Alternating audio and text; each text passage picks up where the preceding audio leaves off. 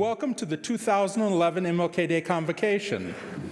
To begin, I'm going to introduce you to Rick Sperling. Rick is the founder and CEO of Mosaic Youth Theater, who, by the way, were named the best managed nonprofit by Crane's Detroit Business in 2006.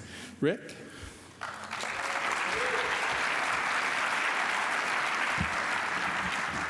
Good afternoon. It's my pleasure to introduce some of the performers from Mosaic Youth Theater of Detroit who are going to be doing some musical selections. Mosaic Youth Theater of Detroit is a nonprofit organization whose mission is to empower young people to maximize their potential through professional performing arts training and the creation of first-rate theatrical and musical art. While we are proud of the fact that Mosaic performances have toured to Africa, Asia, Europe, the White House, the Kennedy Center, and 25 states throughout the United States, what we are most proud of is that in our 18-year history, more than 95% of the young people who've gone through Mosaic have gone to college.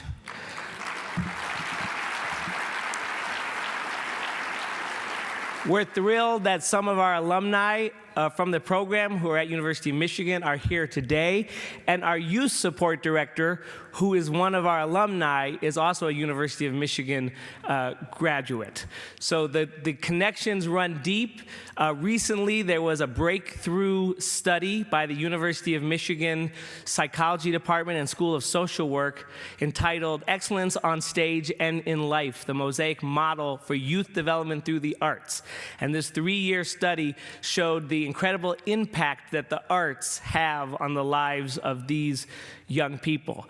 We are also working with the University of Michigan right now in developing a play that will debut in May in Detroit called Northern Lights 1966, which is about the struggle for educational equality and equity, and it focuses on a student walkout at Northern High School in Detroit in 1966.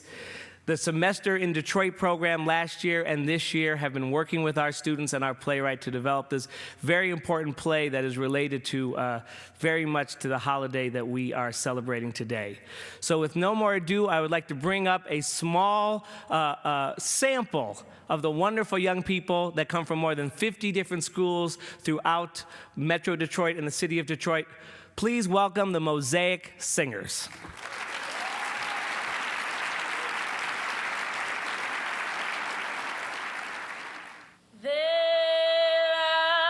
Vela, vela, vela, vela, sigo vela, vela, vela, sigo bone, vela, sigo bone, tira maya mati, vela, vela, vela, sigo bone, vela, vela, sigo bone, vela, sigo bone, vela, sigo bone, tira maya mati, vela, vela, vela, vela, vela, vela, vela, vela. Bella, sigo bone, bella, bella, bella, bella, bella, sigo bone, bella, sigo bone, bella, sigo bone, tina maya mwati, tiwi, tiwi, tiwi, tiwi, tiwi, tiwi, tiwi,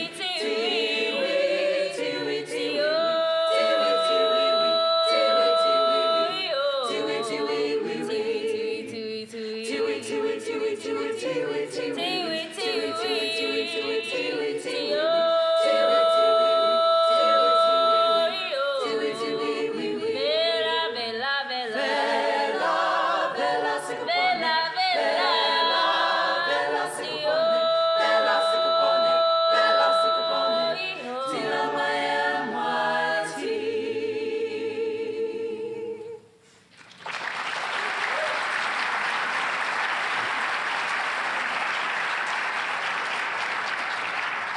Good afternoon. We are a small portion of the Mosaic Singers of the Mosaic Youth Theater of Detroit. We are delighted to share our gifts with you this afternoon. The first selection was entitled Vela. It is an African welcoming song, and it means we are the Mosaic Youth Theater. Our next selection is entitled Oh, What a Beautiful City.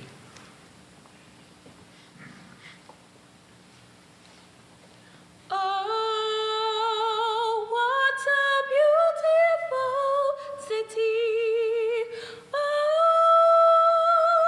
what a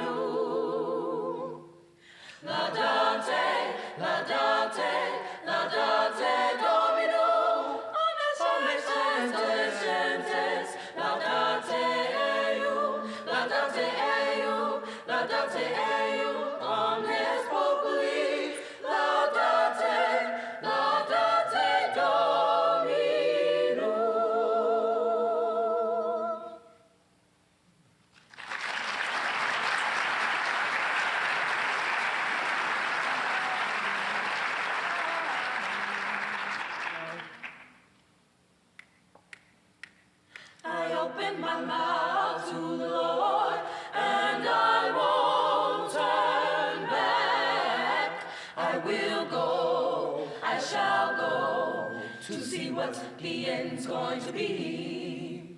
I open my mouth to the Lord, and I won't turn back. I will go, I shall go, to see what the end's going to be. I open my mouth to the Lord, and I won't turn back. I will go, I shall go, I shall go, to see what the end's going to be. I open my mouth, and I won't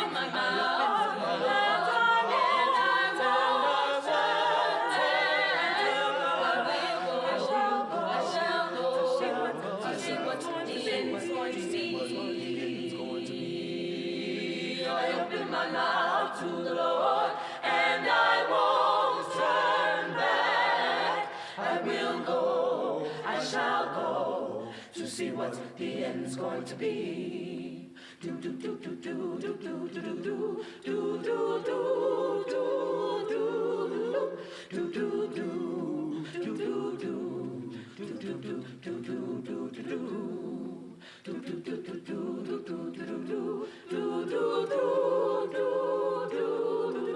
I will go, I shall go, to see what the end's going to be. I will go, I shall go, to see what the end's going to be. I will go, I shall go, to see what the end's going to be.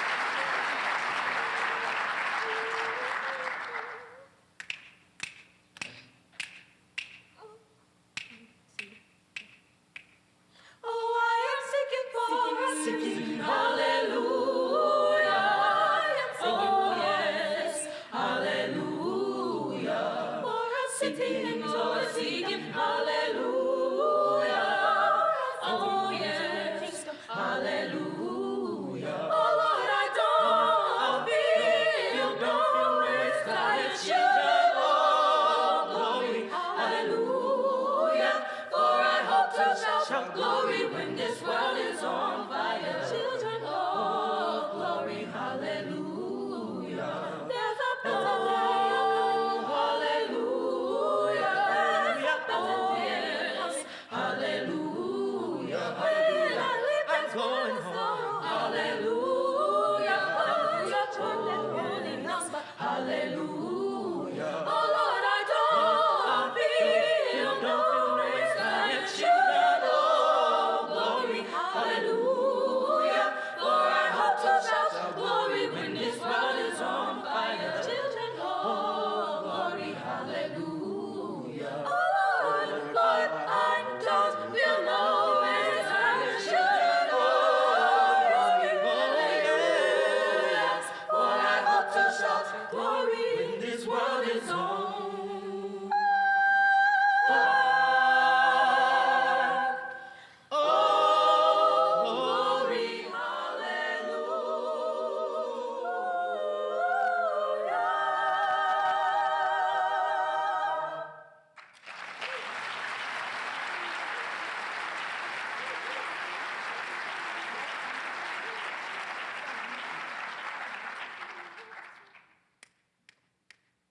Anybody here gonna stand for the master? I'll stand. Anybody here gonna stand for the master? I'll stand. Oh, I will stand up for the Lord, 'cause I made the Lord my choice. So if nobody else will stand for the master, I'll stand. Anybody here gonna stand for the master? I'll stand. Anybody here gonna stand for the master? I'll stand. Oh, I will stand up for the Lord, 'cause I made the Lord my choice. So if nobody else will stand for the master, I'll stand. Stand up for the master, stand up for the Lord. Stand in the power of Jesus' might with my shield and sword. If I don't stand for Jesus, I'll fall for anything the devil brings. So nobody else will stand for the master. I'll stand. Stand up for the master, stand up for the Lord. Stand in the power of Jesus' might with my shield and sword. If I don't stand for Jesus, I'll fall for anything the devil brings. So nobody else will stand for the master. I'll stand. Anybody here gonna stand? I'll stand. Anybody here gonna stand? I'll stand. Anybody here gonna stand? I'll stand. Anybody here gonna stand? I'll stand. Anybody here gonna stand? I'll stand. Anybody here gonna stand? I'll stand.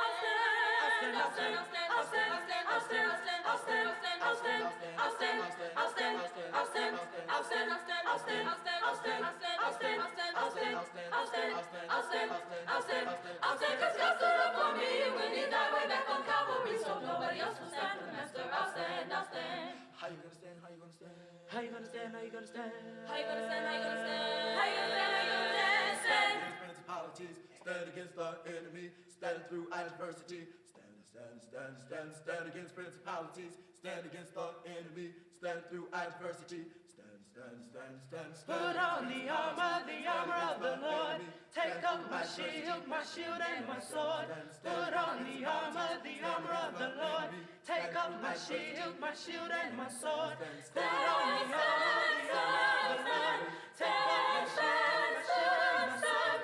Put on the armor of the Lord.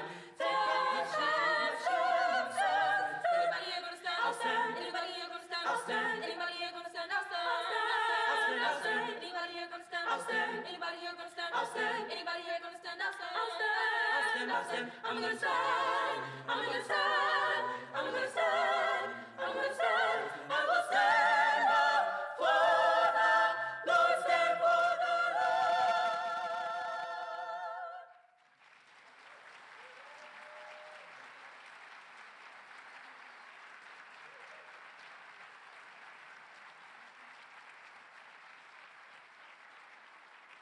I hope you all are enjoying what you just heard. It is a Mosaic tradition to loosen up a little bit, so I'm going to ask the singers to shake out. Okay, the next 3 selections might be a little familiar to you, so if you feel like singing along, feel free to.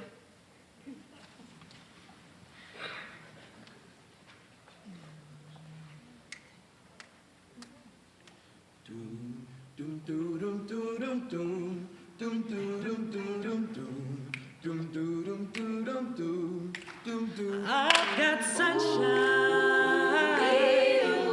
on a cloudy day. When it's cold outside, I've got the Mother May. Well, I guess you say, what can make me feel this way? My girl. My girl. Talking about my girl. My girl. I've got so much honey, the bees envy me. Got a sweeter song than the birds in the tree. Well, I guess you say, what can make me feel this way? My girl. My girl. My girl. Talking about my girl. My girl. Ooh. You and I must make a pact. We must bring salvation back. Just call my name and I'll be there.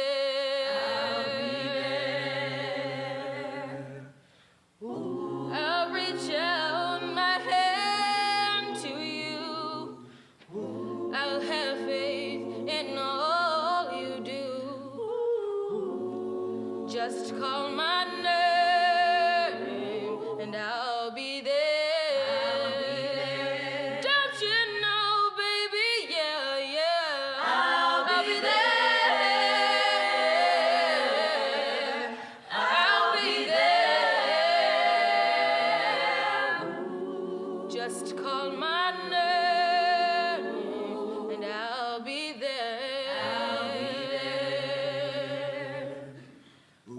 Let me fill your heart with joy and laughter.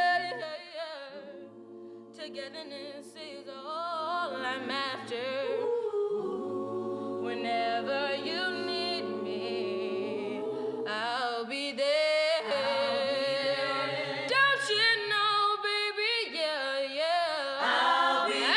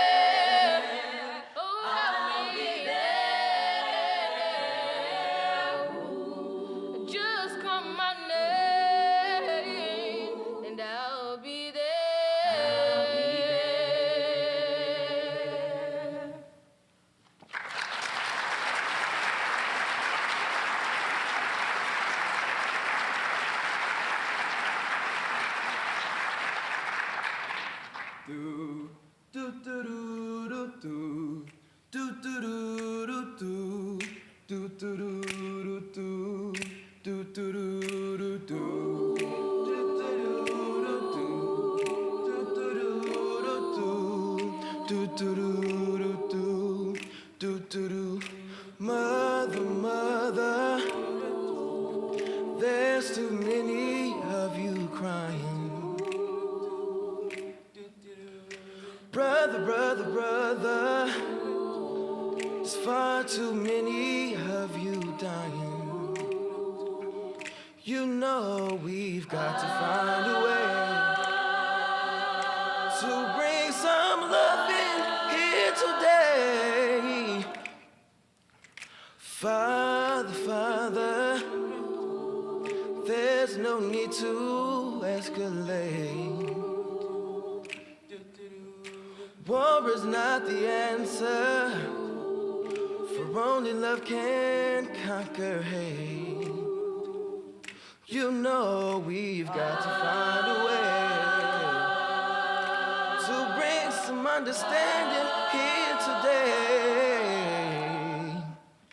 Picket lines, sister. Picket signs, sister. Don't punish me, sister, with brutality, sister.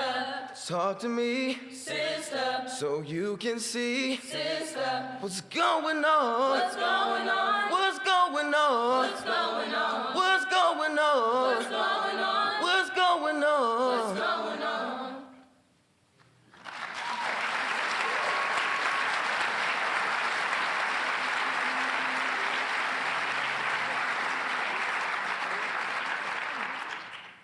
Our last selection for you all is We Shall Overcome.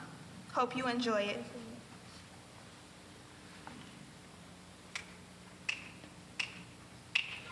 We shall overcome. We shall overcome.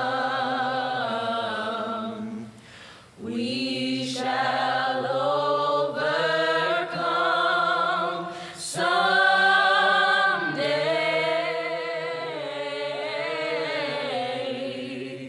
Oh, deep in my heart,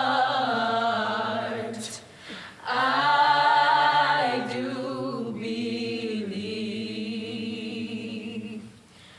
we shall overcome someday.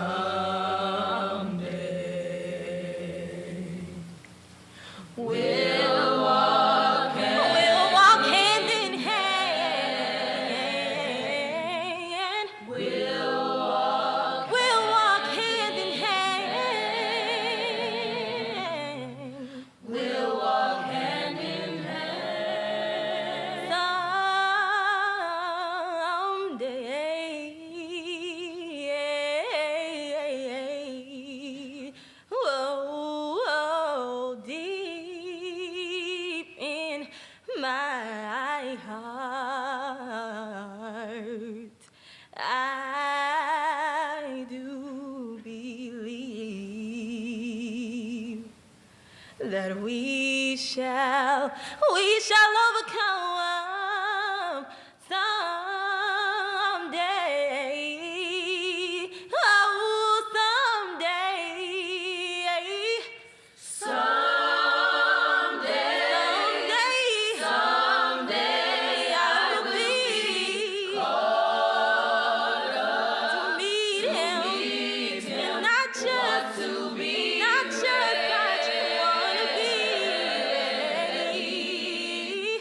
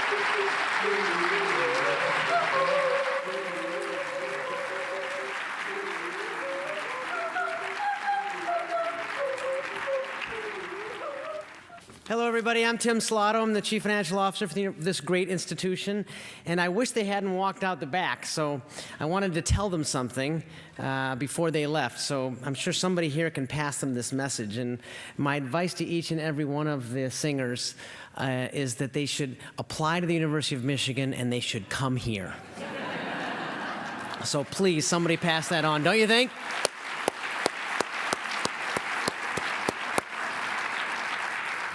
I don't know about you, but I closed my eyes for a minute, and it sounded a lot more than 10 people up here singing. And I want to thank them personally for sharing their art, their expertise, and their heart with us today. So I'm gonna do this very quickly. I want to welcome you all. I want to welcome the BNF staff, business and finance staff that are all here today. If you're here, you can raise your hand, or you can say "Go Blue," or whatever you want. You know, this is a moment to rejoice. I want to welcome our partner units that have been working together on this over a number of years: athletics, Office of Undergraduate Admissions, Office of Financial Aid, Office of Multicultural Affairs, and the Office of Institutional Equity. I also want to welcome all the staff and faculty from other parts of the university and our community guests, which I know I have seen several here. And most importantly, I want to welcome our esteemed speaker, energizer, and inspiration for the day, Juana Bordas, and she's going to be up here in a minute. Every year we look forward to this event as an opportunity to come together as one community, to celebrate the diversity of our people, of our jobs, of our values, of our backgrounds, of our skills, and our ideas that make up this great organization. And it's precisely that diversity that gives us the strength and the flexibility and the capacity to continue to make blue go, which is what we do. This year's convocation theme, which you can see up there, weaving together the sources of our strength, is a perfect reflection of this idea. So events like today could not happen without the hard work and creativity of several folks, and I want to make sure to thank just a few of them. Special thanks to the BNF MLK Convocation Subcommittee chairs, David Betts and Mary Diskin. Please stand up. I know I saw you out here. I want the entire... So you guys, since I introduced you first, you have to stay standing and hold your applause for a second. Come on, David and Mary. Also, the entire subcommittee stand up. Wait, don't applause yet. The entire subcommittee gets to stand up, please. I'm not going to name all of you. And also the diversity committee, who's chaired by Annabelle Hoff and Raquel de Paula. Please stand up, and I want to thank you. Now, please, a round of applause for these folks, for the phenomenal work that they've done to put this together.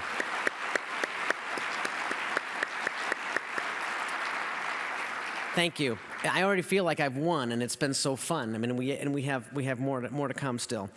So also, I want to thank the MLK Convocation partners, the offices that I mentioned before. We all have been weaving together our sources of strength to do great things, to support an enormously important institution, to create a top-notch organization, and to create a compassionate place to work. And I want to thank you all for being part of that. Finally, it's my very special privilege to introduce the next part of this program, which is a short film. What you're about to see is a film called A Place for You. It was developed by our very own Voices of the Staff, a volunteer of representatives from around the university, staff folks who highlight staff perspectives on diversity. And it's my privilege to present this film for the very first time in our community. This is obviously a celebration of diversity, celebration of Martin Luther King Day, so it's a proper moment to do this.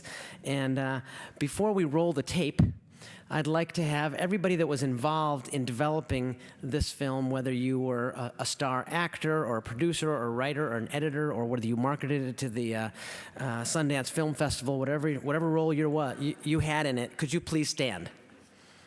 There's a few of you out there, I know. I want to thank you for this.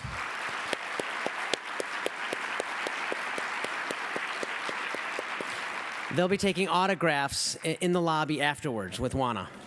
And with that, I want to thank you again for participating today, for showing your strength and support for diversity and the Business and Finance Organization and the University of Michigan. Thank you. The variety of people that I meet really enrich and nourish me.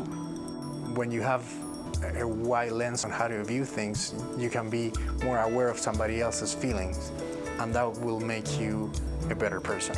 It's a place where you can really find your niche. People feel at home in this community. I just feel that I am free to be who I am. All walks of life must be present and welcome at the University of Michigan. The University of Michigan has a proud tradition of diversity, a tradition that extends to all who come here to learn, work, and discover. Diversity matters in Michigan. It matters today, and it will matter tomorrow.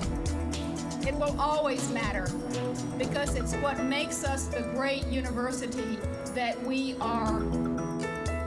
Celebrating individuality, valuing contributions, respecting and welcoming all members of our community. The University of Michigan's commitment to diversity is a foundation of this great institution. Examples abound in the daily work life of our staff. All of these individuals experience and contribute to the impact diversity has on Michigan. It's so much bigger than, your race or your gender. It's those things that you can't see. If you want to work in this institution, they respect your culture, your religion, your race, your background. I met people from all over the world, from different parts of the country, and they're all people. You connect on that human level. The University of Michigan is an outstanding employer, and one of the things that make them an outstanding employer is their commitment to acceptance of everyone. I've been here almost 25 years, and that's part of the broad picture that makes the University of Michigan a great institution. I am a biracial male person who happens to be gay. Other elements of my diversity are, for example, my religious belief. I'm an Episcopalian. My state of health, which is good. My age, which increases, as it does for all of us, every day. I was born poor, raised poor, am now middle class. I am reasonably well educated. I'm a clinical social worker degreed from the School of Social Work at this university.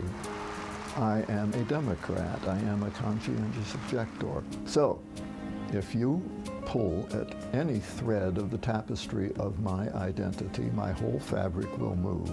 My family is from Spain. My grandfather was born in Spain and then he moved to Chile. My dad was born in Chile, and so was I.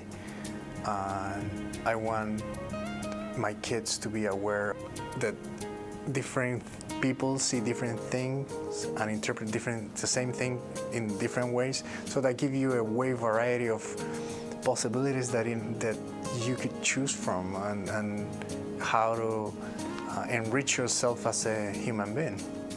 I walk on crutches and I use a chair to get around. And some people will see me for 2 or 3 minutes and only see one side of me. But the people that get to know me, I hope that I change their attitude about looking at handicapped people differently. And so what I do is I really enjoy, after I get to know people, embracing those differences, because that's what makes it interesting. If we were all the same, all cookie cutter, how boring would that be? Because it would be so predictable. We're not robots, we're human beings. And what I've come to realize is that we're more alike than we are different. Active participation in a diverse community where there is a place at the table for a wide variety of personalities and perspectives can be challenging. And through that challenge, opportunities for growth emerge. By working together, we build trust, promote understanding, and find new ways to solve problems and capitalize on infinite possibilities in our work and personal lives. When I was a small child, my family and I had to leave Europe because of the political situation there. And I feel that I have an affinity for people who are marginalized or oppressed because of the circumstances of their birth, their culture, and other personal attributes. And so I feel that somewhere within me, there is something that reaches out to these people, to very diverse types of people, because of my personal history. My name is Ghazala Hussain, and I've been with the University of Michigan for 3 years. I was born in India. I came to this country 22 years ago, and that was my dream when I was a little girl, to come to the United States of America, where everything is possible. So I've spent most of my adult life here. I am a Muslim. That's the religion that I practice, and that's a way of life for me. And I bring in a lot of cultural heritage from India in my day-to-day life. I've been on the Business and Finance Diversity Committee this is my second year, so I've been on it for 2 years. And this year I'm also the co-chair of the committee. That gives me a little more time to spend on building some better programs. 我的中文名字叫张淑珍，我在密西根大学医院当医疗翻译。My name is Jane Chang Miller, and I work at interpreter services at U of M Hospital. We have some people from Africa and Europe, Asia, everywhere. And if you come to our office, very often you will hear people have all the telephone interpretation in all different languages. Could be Arabic, Spanish, Korean, Japanese, Chinese. It sounds like United Nations. I'm Chaldean. I was born and raised in Iran, and I went to an Arabic school. I work with Christians, I work with Muslims, I work with people that are from Africa who speak Arabic. I find myself as being a big resource for my patients, and it's a wonderful job. The University of Michigan's commitment to diversity is durable and enduring. The result of the university's commitment to diversity is that people who work here choose to stay. I stayed and I made my career here because it feels like a community and a family. There's never been a limitation put on me by the university. In fact, there have been times where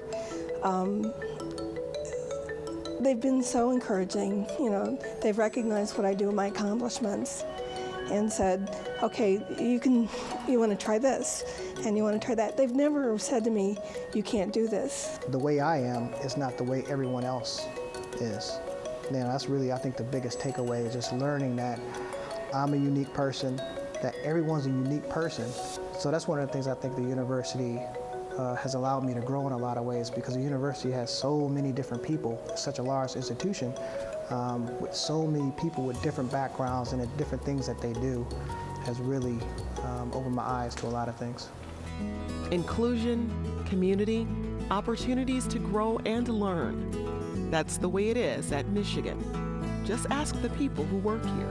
We have to accept people as they are and just respect them. And if we do that, then we are able to open them up and make them and ourselves better people. It's amazing how I've learned about the backgrounds of other cultures that I don't think I would have ever have learned if I hadn't been here at the university.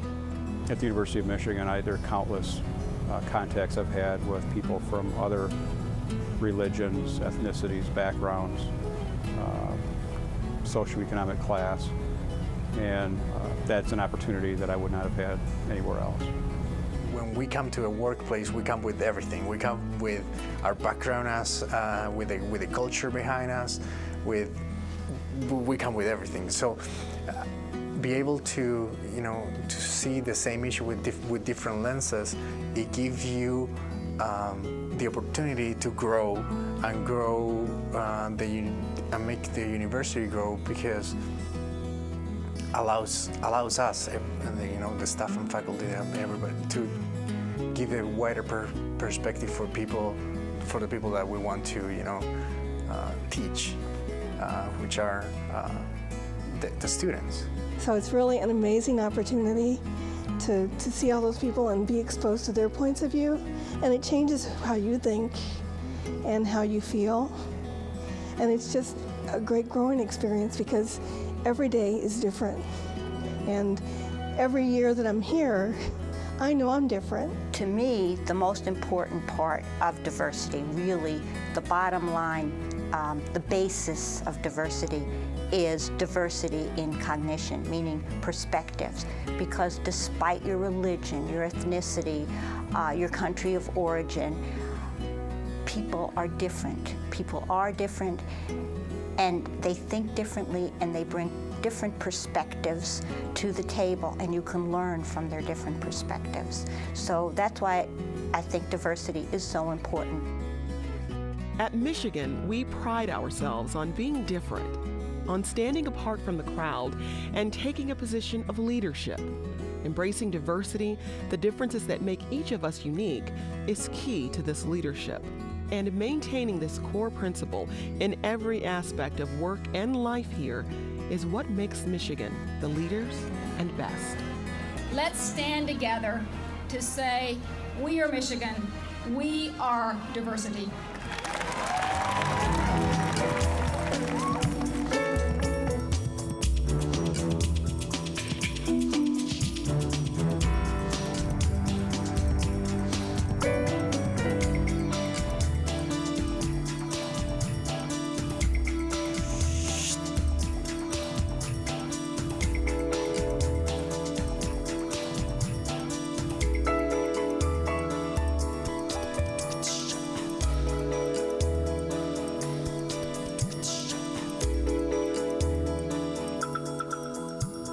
I've seen this video a few times over the course of its development, and I'm always struck by the way it appeals to our best. It shows the best of our organizational values and speaks to the quality of the people working here at the university. As we all know, we're in a time of challenges. For us as individual employees and for the university at large to thrive in these challenging times, our best is needed. Not just the best of a few, but the best that we all have to offer. Today, our speaker is Juana Bordas. Juana Bordas, will speak about the best that we all have to offer. Ms. Bordas is the president of Mestiza Leadership International, the founder and former executive director of Mikasa Women's Center in Denver, Colorado, and author of the book Salsa, Soul, and Spirit. Ladies and gentlemen, please help me in welcoming Juana Bordas.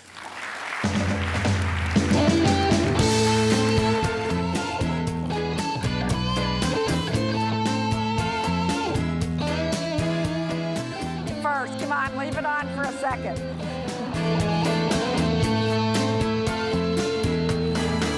Man, it's a hot one. All right. Like 7 inches from the midday sun. I have to say, one real important thing that we need to remember today is that Martin Luther King walked with us and has been gone over 40 years. But before he left, he said this to us. He said, "Do not get complacent. Now is the time to make real the promise of America." And so today I'm going to talk with you a little bit about weaving our strengths together and what we can do individually every day to continue the dream and to continue fulfilling the ideas that were in the film, where every single one of us is a unique and special individual, and we can grow that uniqueness in order to make Michigan the great university that it is and to continue our path to excellence. So today I'm going to talk a little bit about my own life and my journey in what I like to call servant leadership, because servant leadership says that every single one of us are leaders. And that's what makes the university great, when you accept, as the film said, your call to leadership, your call to being the best that you can be. And second of all, I want to weave in the life of Dr. King and how he also said to us that everyone can be great because everyone can serve. Now, we live in a nation of immigrants, and how beautiful that the film showed people from all over the world that are now here because we're living in global community, aren't we? The world is right here at our fingertips with all the different people that work with you at the University of Michigan. And that's one of the things that has made our country great, because we are this nation of immigrants. And it is the story of America.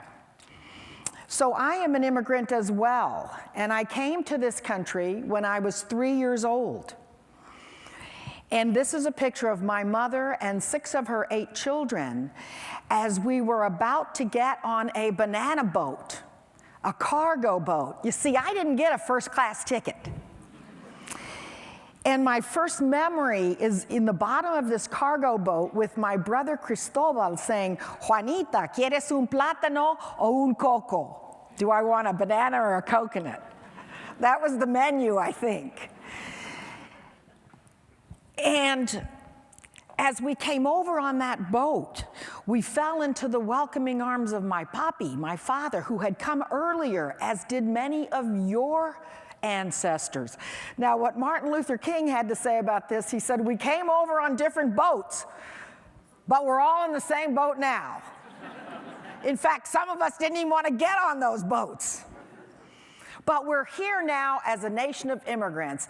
But what we need to realize is the sacrifice that many people, our parents and our grandparents, what they did in order for us to be here today. Because my parents gave up everything. They gave up their homeland.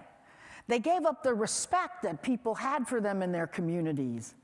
They gave up their families, everything, because they had a dream. Much like Martin Luther King had a dream for this country, our parents had a dream for us.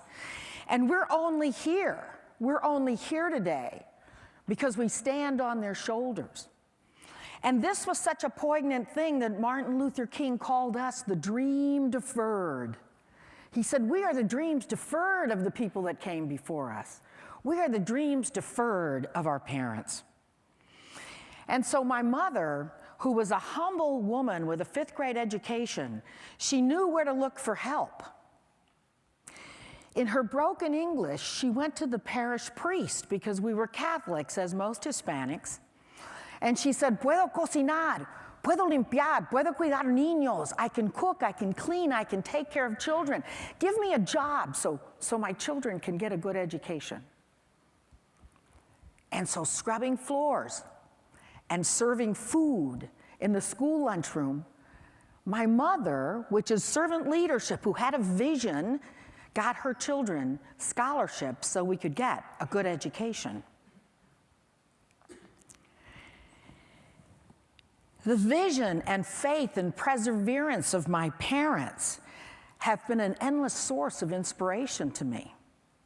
And they're the source of the goodness of my life. Just like so many of us, I learned to serve from my parents. I learned to serve from my parents who helped other immigrants, who took in other children, and who always wanted to help so that other people could develop themselves. And so, like you, I learned to serve from my parents. Now, throughout his life, Dr. King emphasized the important place that serving had in the lives of people. He said life's most persistent and urgent question, is, what are you doing for others? What are you doing for others? All of us know the power of service, and it was so obvious in your film when people are saying, "Here we're community, here we help one another." When I serve others, I am empowered because I have more than enough. I can give.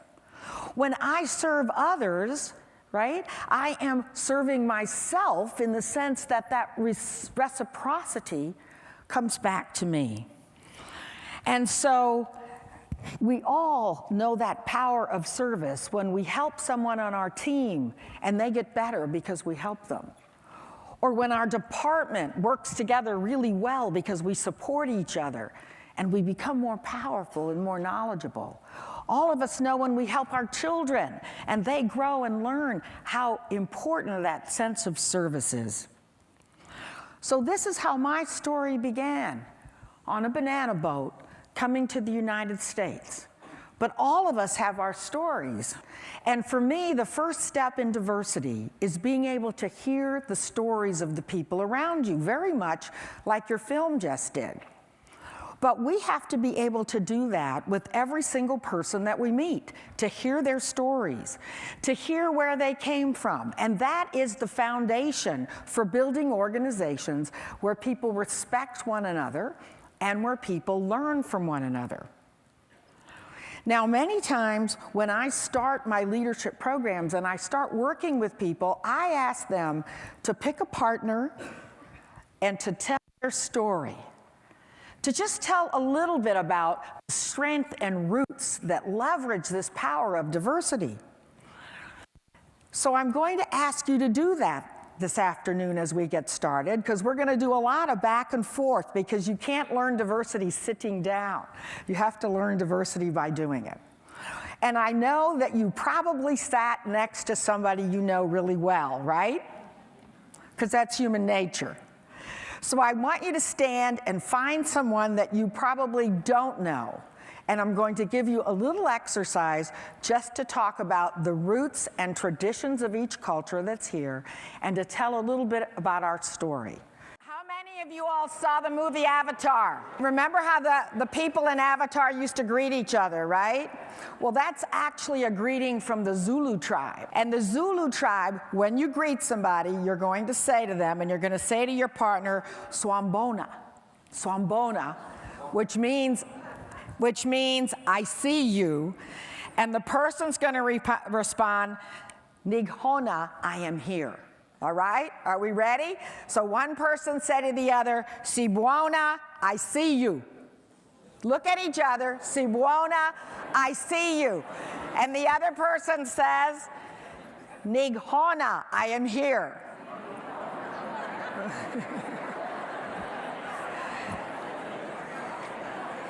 But what the Zulus were really trying to say to you is really see the other person. Do you see what I mean? See the other person. All right, now bow to your person, thank them, and grab your seat. Now, your film was a wonderful setup for this, because I think the film is encouraging you to go back and do Sibwana con your people, to find out who they really are. And I do leadership programs throughout the country, and I always start my leadership programs with people talking about who they really are. The United States tends to be a place that's very busy, where we set lots of goals, there's action. And all of you are busy every day, and so we tend to forget the past. But what happens if we don't remember our past?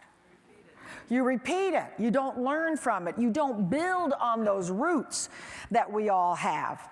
And so this is a picture of one of my leadership programs where everybody brought the oldest picture of their family.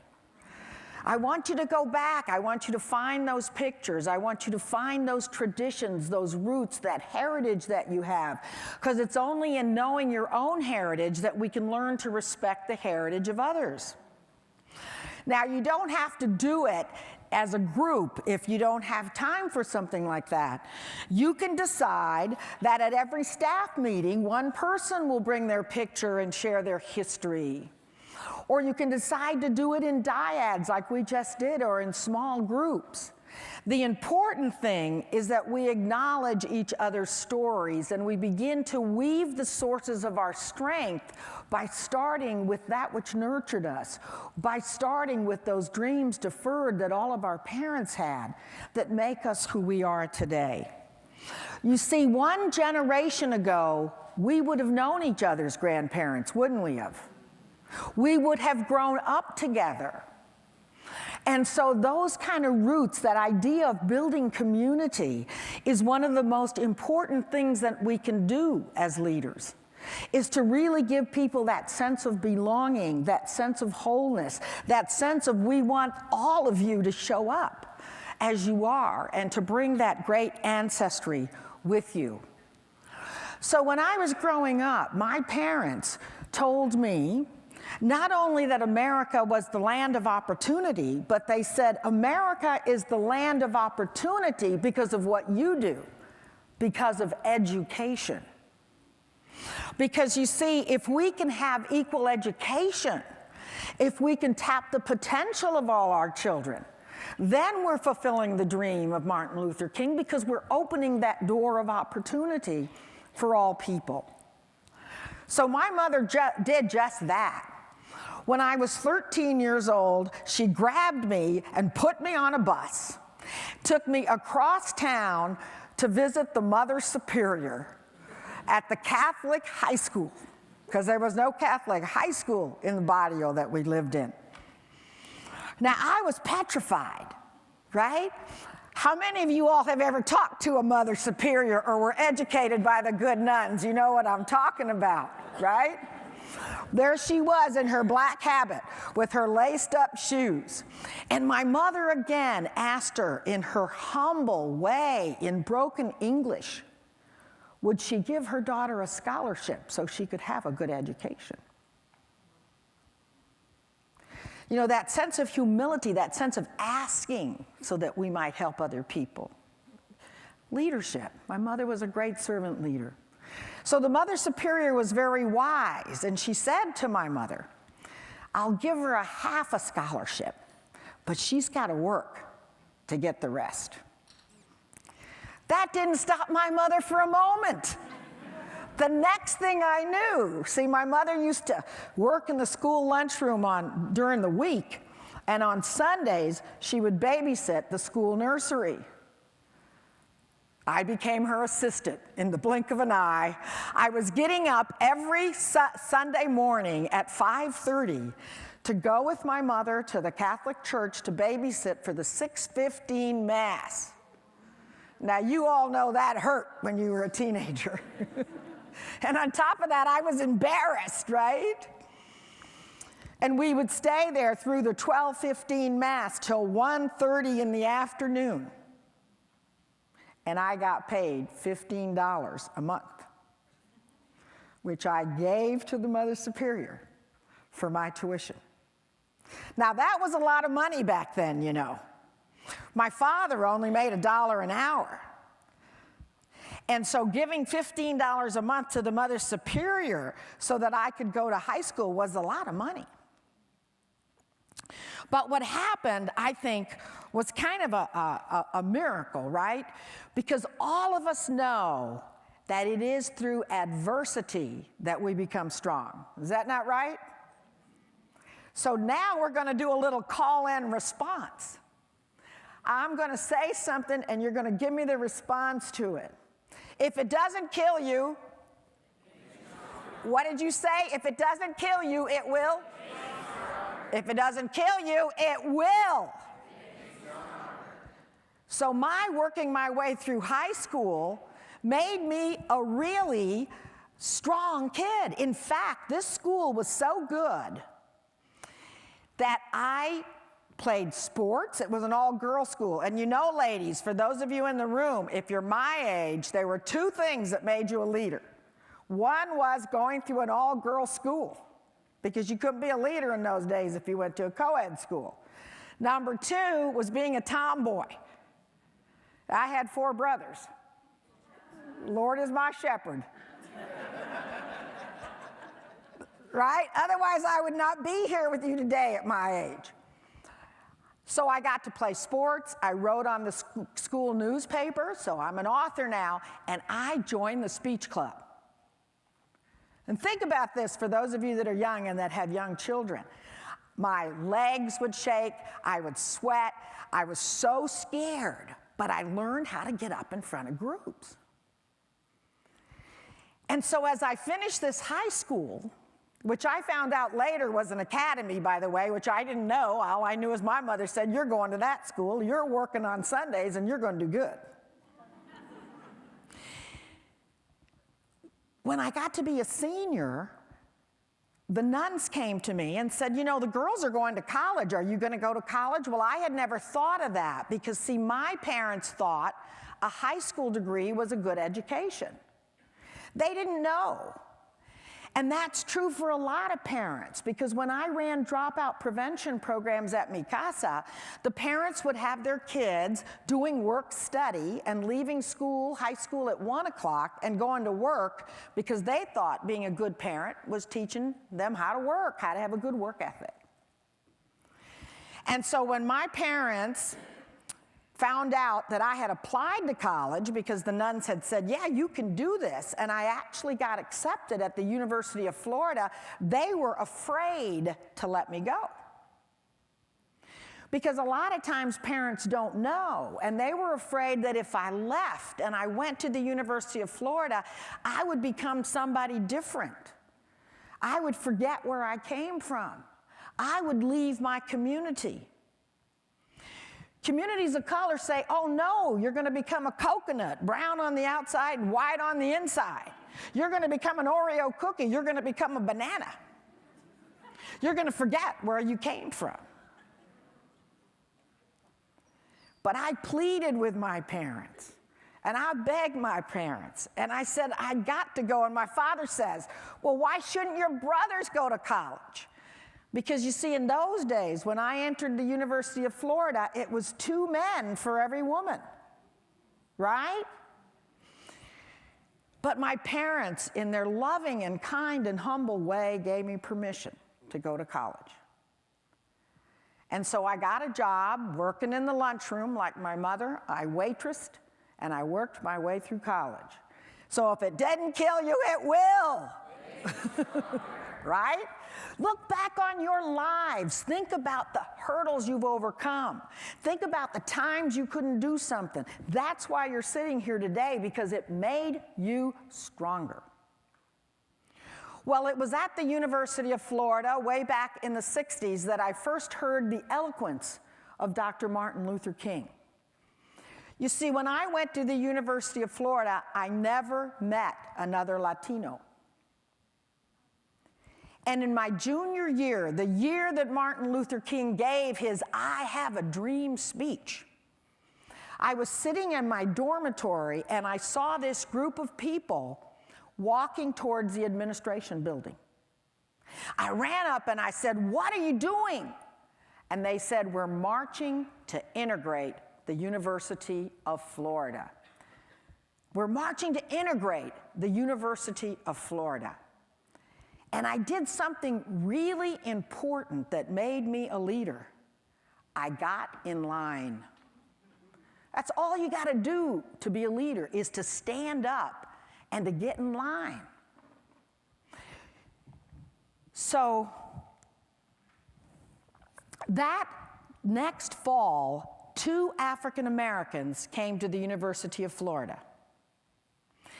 And we would go to the 3rd floor of the library. You would walk in, and on the left-hand side, the 3 of us would sit together. And no one ever sat with us. Now, I tell you this partly because I want you to realize how far we've come in fulfilling the dream of Martin Luther King. Today, the University of Florida is 33% people of color. Today, the University of Michigan is 35% people of color. So you must understand that this idea of getting in line, which in leadership is being proactive, it's choosing, it's standing in line, it's choosing to make a difference. Even though it may seem like a small thing, it really is the power of leadership to choose, to stand up, to get in line, to volunteer to be on the diversity committee, to be here today and to bring your friend with you, to help a new employee learn how to be effective, to help your team reach its goal, to stand up for that which you believe in. Leadership is about being proactive and taking responsibility, not waiting for someone else, but saying, I will do it, I will stand up, I will be proactive.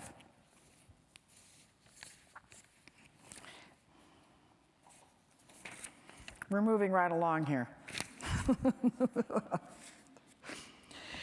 So one of the things that was important in looking at Martin Luther King's dream, when you think about being proactive, when you think about where we're going as a university, as a country, as a nation, is that Martin Luther King said to us, America has a date with destiny. We have a date with destiny, that our destiny from way back when we first started this great nation was to build a country that was based on democracy, on participation, on equality, on justice, on the common good, and on pluralism. And pluralism laid the foundation for what later would become this diverse and global nation that we live in today.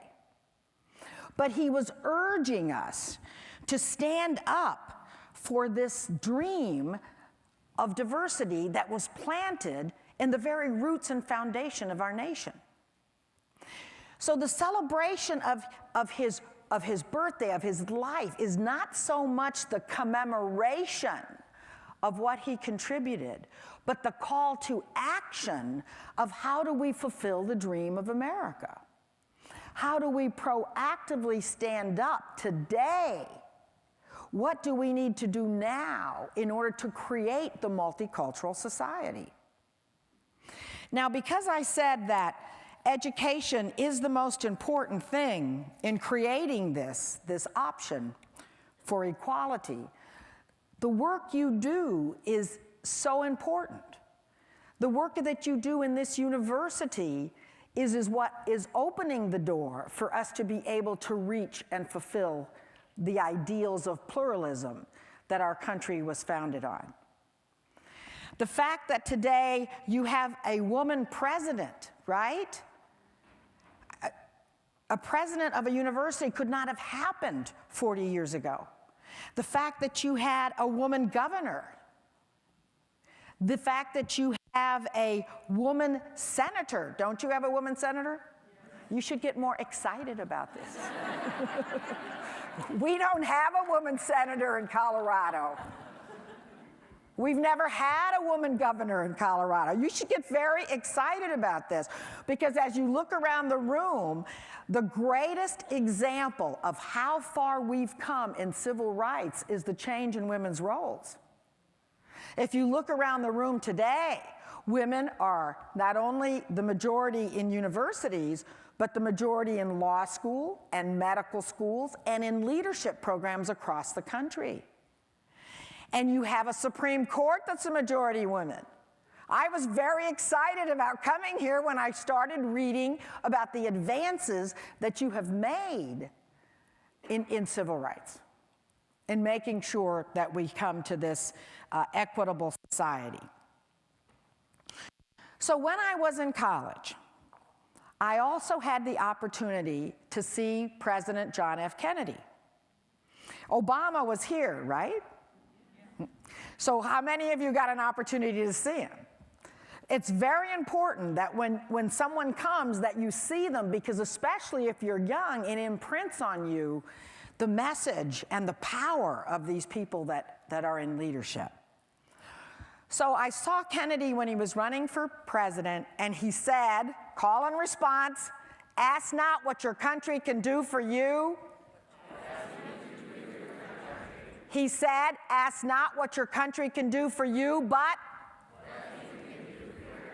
right. So he, like Martin Luther King, was beckoning us to serve, right? To give back and to contribute. So I joined the Peace Corps. And that was an important step in my life because, again, I stood up in line and I made a decision to serve, right? To serve my country. And I spent 2 years in the barrios of Santiago, Chile, helping women with what today is called microenterprise. We had a knitting co-op, a sewing co-op, a baking co-op, and we made things in order to make money and help our families. Now, this is another thing you should be proud of, because where was the Peace Corps announced? Here, right? On the Union steps, John F. Kennedy proclaimed the Peace Corps.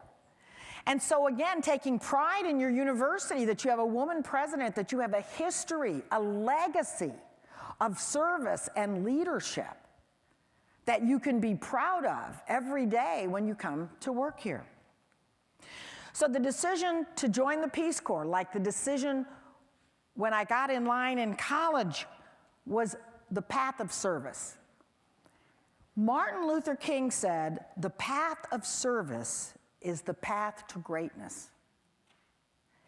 Everyone can be great, he said, because anyone can serve. Anyone can be great because anyone can serve. You don't have to have a college degree to serve, although we want people to have a college degree. You don't have to be educated. You don't have to speak the right language, make your verb and your noun agree to serve. You don't need to know Plato or Aristotle or Einstein. He said, what you need is a heart full of grace, a soul generated by love. What is it, he said? What do you need? You need a heart full of grace, a soul generated by love. What do you need to serve? A heart full of grace, a soul generated by love. And again, if we look back on our lives, as we look at the times when we felt most powerful, it was when we could give, when we could serve, when we helped our children, when we helped our coworkers, when we took on a project, when we stayed late to make sure something got done right. Every time we stepped up into that sense of service, we became more powerful. Our cup runneth over because we could give.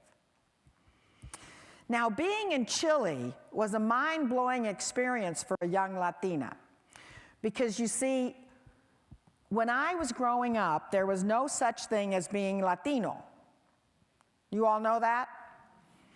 Latino was only put into the census after 1980. Before then, there was no such category as being Latino, so I didn't really have an identity. I am Nicaraguan and Mexican, or people were Puerto Rican, they were Cubans, or they were from Califas, which means they're Californians, or they were Tejanos, which means they were Texas, or they were Spanish. So it wasn't until 1980, and I'm in Chile in the 60s. Well, what happened to me was I had never seen a Latino in leadership in my entire childhood. I had never had a Latino teacher, professor. I had never seen a Latino bus driver. I had never seen a Latino own their own business. I had never even seen a Latino working in a fancy store like Nordstrom's. Basically, I had no idea that people of my culture could achieve leadership. And I get to Chile, I'm 21 years old, and I know you're going to say, well, duh, the president of Chile was Hispanic. The senators were Hispanic. The Congress people were. The bus drivers were. The presidents of the university were. The writers and teachers were. And all of a sudden I said to myself, why is it that I have grown up in a country where I never saw anybody that looked like me in a position of authority and power? So I began to understand at a very young age what it means when people do not have the ability and the power to have their identity, to know who they are, to know their roots, to have pride in their ancestry. Now, by this time, you have to understand, and what I say in Michigan stays in Michigan, I had assimilated. I had pretty much forgotten Spanish. I learned it again in the Peace Corps, right? And you know, kids want to fit in, don't they? They want to dress alike, and so I, at university, had forgotten all about being Latina. Well, yes, I had the call to civil rights, but there wasn't anybody like me there. And so I had, well, first of all, I have to tell you why this is important. Sorry, I got carried away there. The reason this is so important that people know about their identity is because if they're not part of the American story, then you don't know who you are, correct? We are here celebrating Black History Month, and Martin Luther King's life, because Black history is not part of the normal knowledge and culture and history of the country. We have to have Women's Herstory Month, and you know, herstory is her story and history is his story. So we have to have Women's Herstory Month because the story of women who built the churches and the schools and the communities and the nonprofits who were the fabric of society, their story is not told either. We have to have the Hispanic Heritage Month because the story of Hispanics isn't in the history books either, and neither is the story of our indigenous people who were on this great land. So this idea of these stories is very important, because if you don't have the stories, what you do is you assimilate. And this is important not just for communities of color, because many Anglo people don't have their roots and their history either. And again, this is about your identity. This is about your power. So I had pretty much assimilated, and I go to Chile, and I find out that I come from a great cultural heritage, and that Hispanic people are capable of doing great things, and that our identity is so important. So assimilation means that you adopt another culture and you give up your own. And that's the history of America, assimilation. You go to Ellis Island, you forget your grandparents, you forget your language, especially if you're German or Polish or Irish or Norwegian, Swedish. Forget your language and become American. Acculturation, which is the other choice, is I keep my culture. I'm proud of who I am, and from that foundation, I can then admire, embrace, and learn about other cultures. You see, culture is learned, so we can become more than by acculturating. So when I went to Chile, I began to see that I had to retro-assimilate, to refine my roots, to relearn my language, to find out where I came from, and to have pride in who I was. So the good news is, and these are 3 young Latinos today, by the way, and studies show that Latinos are identifying with being Latino at a higher rate than their parents. So there's a whole trend, and in the multicultural society, people are tending to acculturate rather than assimilate. Now the good news is that it's never too late to acculturate.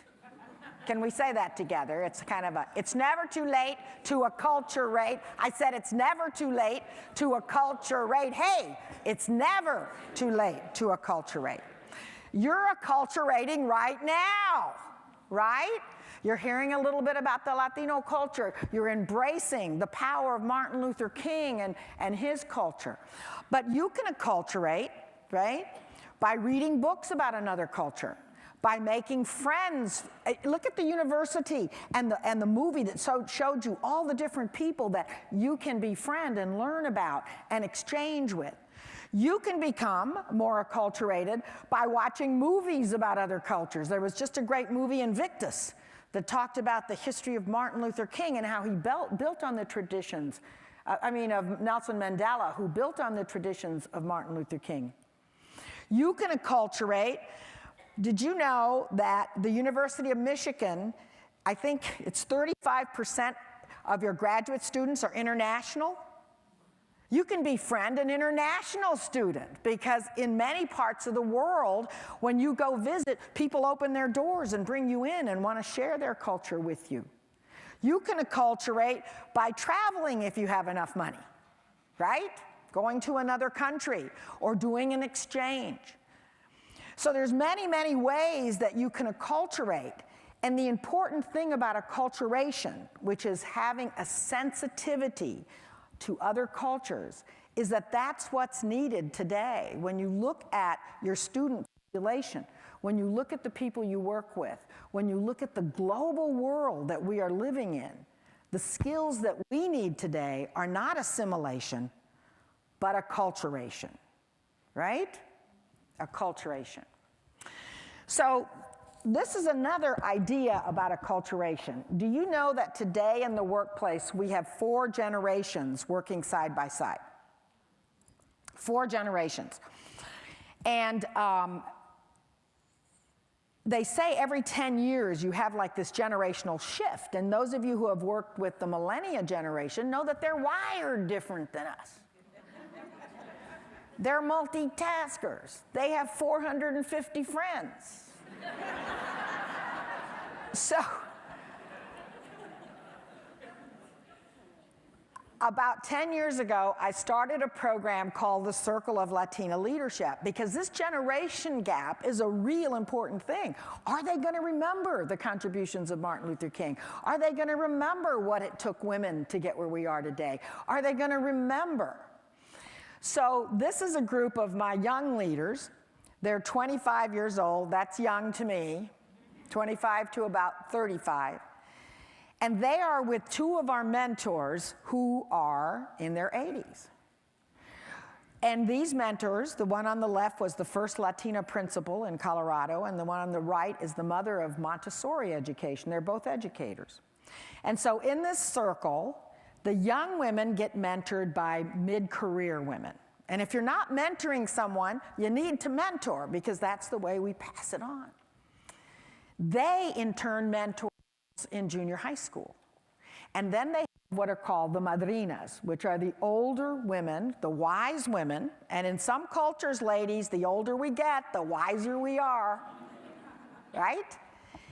And then they have their madrinas, and it's called the Circle of Latina Leadership. So one of the important things in promoting this multicultural society, in promoting the dream, is finding diversity partners. And again, it's proactive. This does not happen by you coming to a talk. It comes by you thinking, who can I reach out to in my department to be a diversity partner to me? What do I need to learn more about? Is it a young person? Is it somebody of a different gender? Is it somebody of a different culture? Is it somebody who came here internationally? But how do I proactively find myself a diversity partner? So let's stop for a minute, find a person, and talk to them for a minute about how you would find a diversity partner for yourself. All right, so we're going to talk a little bit about servant leadership and then finish with some diversity exercises. Martin Luther King was one of the great servant leaders of our times.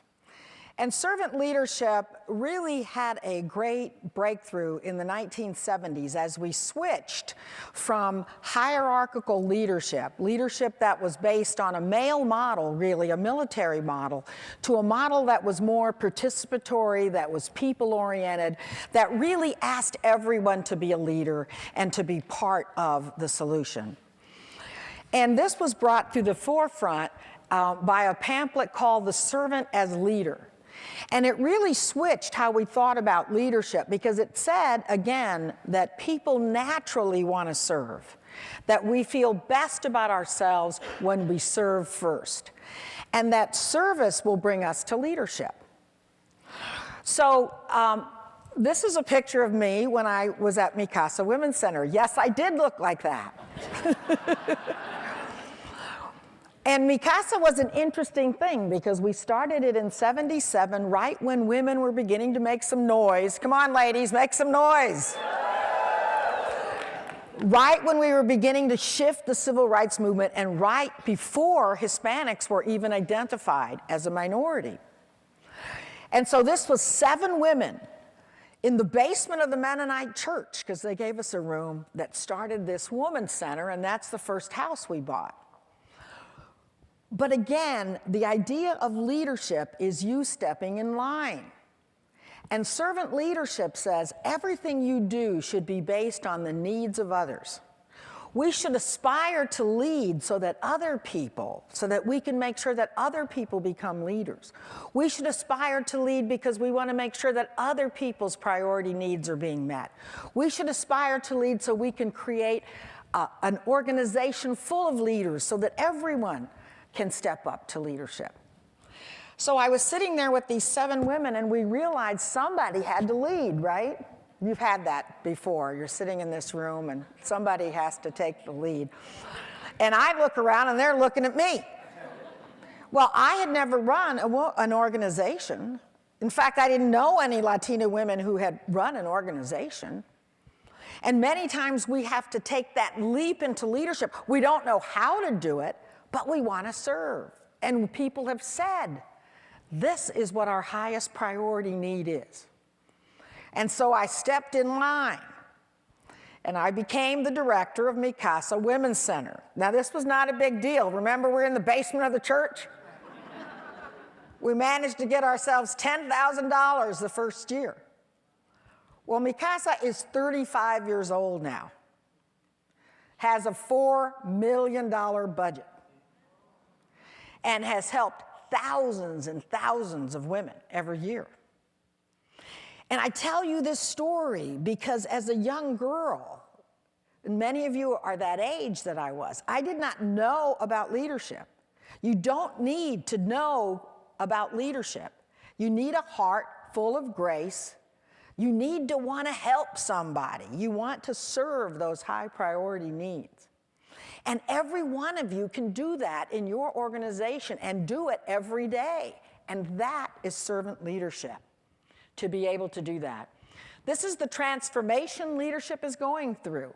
From that individual, we are going to look to somebody else for leadership, to that circle of leadership where we take the responsibility to innovate, where we bring our good ideas to the table, where we meet the challenge, where we participate in you have an initiative 2020?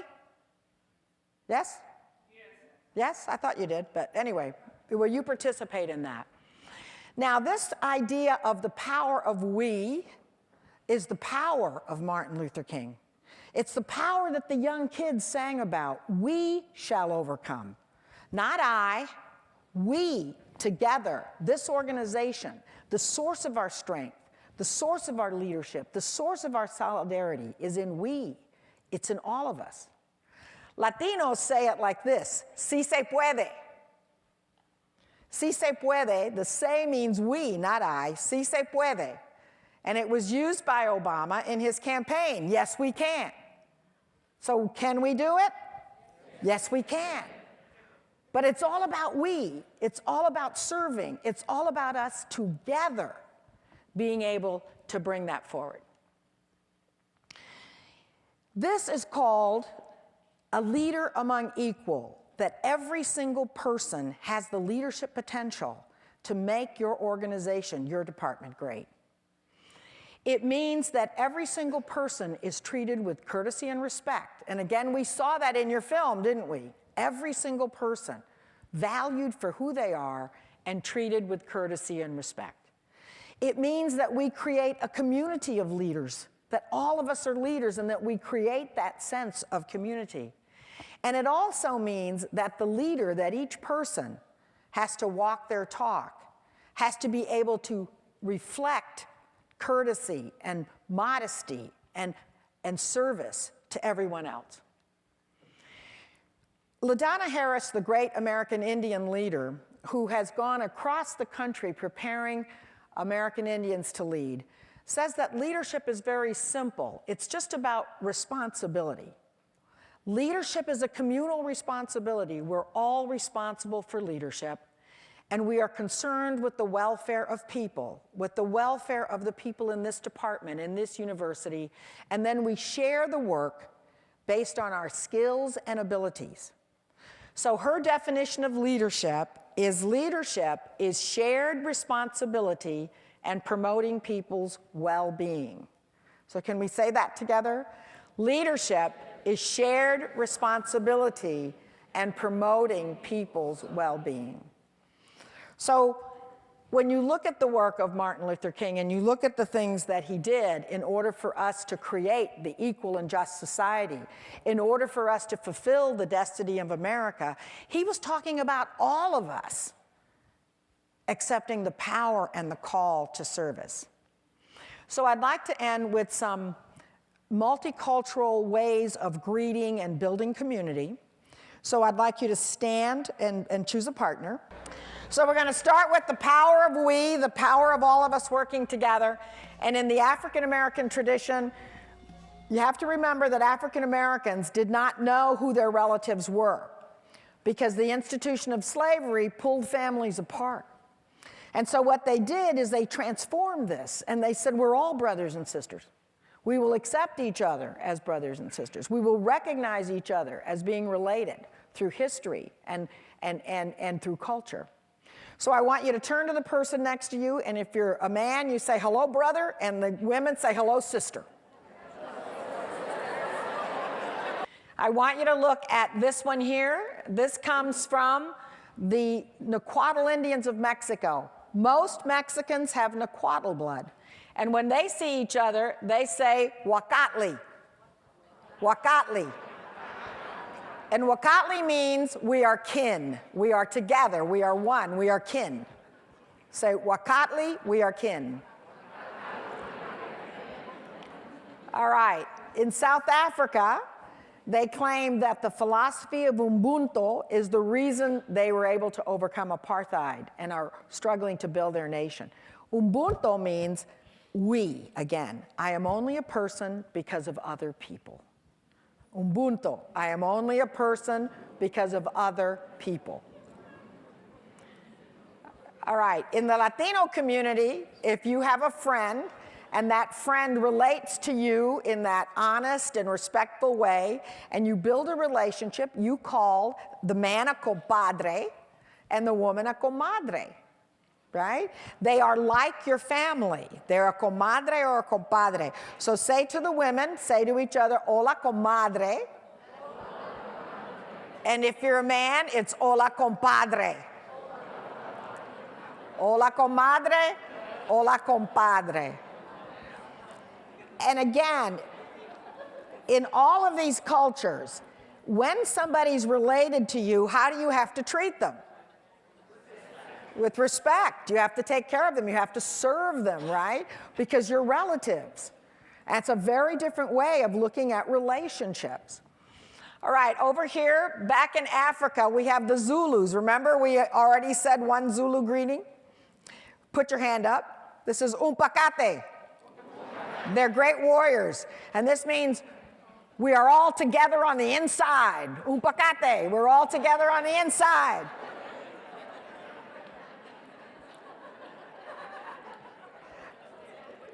This one comes from the Nicaraguan coast where I'm from. The Mosquito Indians would put their hands to their heart, and they would say to each other, Kumpia kume. And it means we are one heart. Kumpia kume, we are one heart. You guys are acculturating really well. She says, that's my favorite. Kumpia kume. Now, this is the Cherokees, the Lakotas, and the Sioux. And again, I want you to think about, or you could adopt this as your department code, right? Because when they see each other, they say, Miketuye oase, we are relatives, we are related. And again, the way you treat each other, the way you do leadership, if you really believe that we're one department, we're one people, we're one university, that sense of oneness, you're going to treat people, you're going to work hard, you're going to serve each other. Mikatuye oase, we are related. Mikatuye oase, we are related.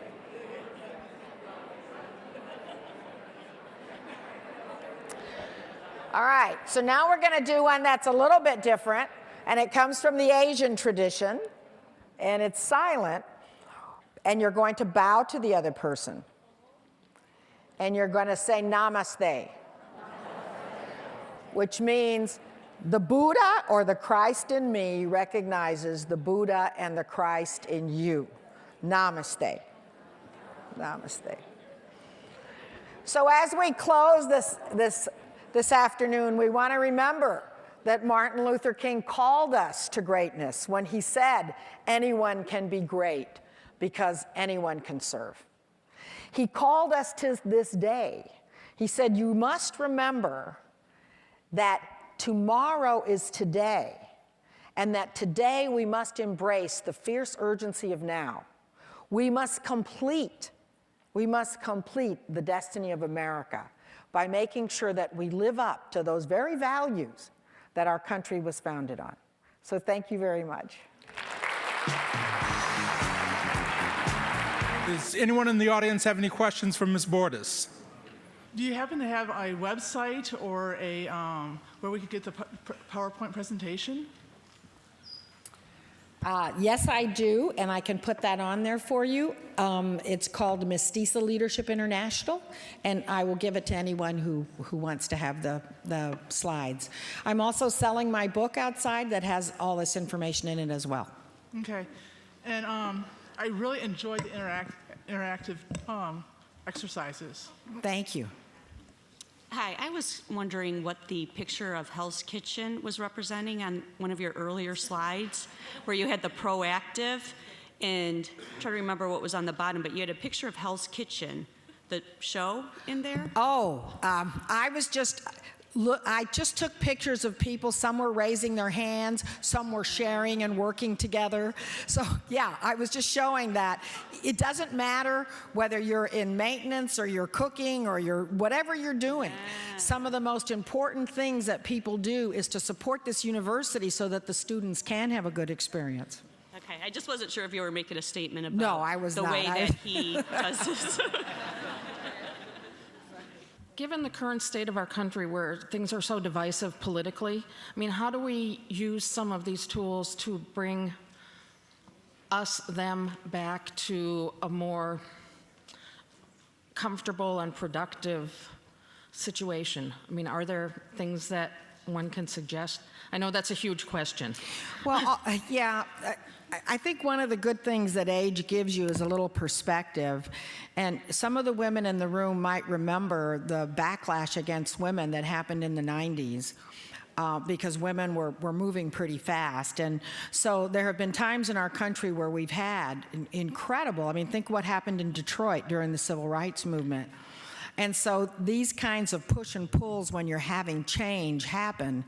And I think the most important thing is for us to keep living from that space within ourselves where we recognize each other as brothers and sisters, where we understand that we have to work together, that all the progress we shall overcome, si se puede, yes we can, all implies that we have to work together. And that it starts with that basic understanding, who are you? Explain to me who you are. I'll explain to you who I am, and how can we start building those bridges of understanding? I think we're living in very dangerous times, and that we need to reactivate ourselves. I don't believe that the amount of guns, for example, that are in society, that's the kind of society we want to have. And we need to revitalize this sense of the civil rights movement so we can continue the dream and we can fulfill this destiny of America. So it's time to be active again. Now is the time, Martin Luther King said, to fulfill the destiny of America. Now is not the time for complacency. If acculturation proceeds the way you hope it does, what will the nation look like in 15 or 20 years? Well, you know, I really enjoy working with the millennial generation because they're the post-civil rights generation, and many of them are already have friends that are multicultural, and really they think culture is an asset. They think it's cool, right? And so they are engaged. They even have world music, and most of their music comes from all these different lands. And so I think what's going to happen is that people are really going to get very comfortable with not only their own culture, but with other cultures and borrowing. Acculturation says I borrow from other cultures in order to enhance myself. But again, I think especially for white Americans, it's real important that you go back and tap into your roots, or you won't understand why people care about their culture, and you won't have that cultural core from which to build. And so I think that's important. My Irish friends, they go back to Ireland. My sister's married to a German, and they belong to the German club, and they polka every Friday night, you know. My Norwegian friends make this Norwegian bread every Christmas and celebrate that. Hulakagen, I think it's called, right? So that whole idea that we need to celebrate our own culture and keep adding to the culture, and eventually I think we will have a global multicultural world.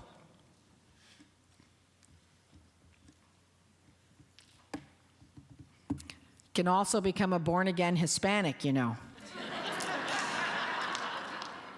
Hispanics are a culture, not a race. And so, you know, I mean, you can learn to salsa with the best of us. And Latinos, if you adopt the values of family and hard work and spirituality, you know, we welcome you to the family. Latinos have a very open family system with hermanas, hermanos, compadres, compadres.